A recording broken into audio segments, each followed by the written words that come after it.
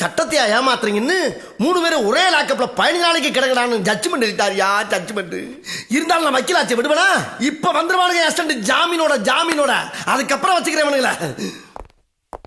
இந்த வந்துட்டானுங்கல்ல என் செல்ல வந்துட்டானுங்கல்ல.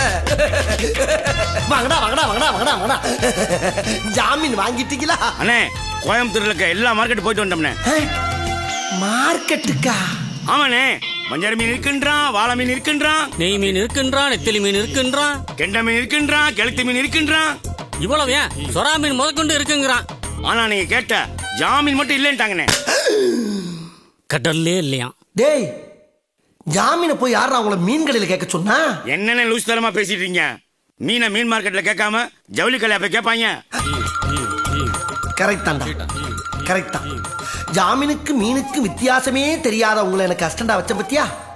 அதை நினைச்சு நான் ரொம்ப பெருமைப்படுறேன்டா.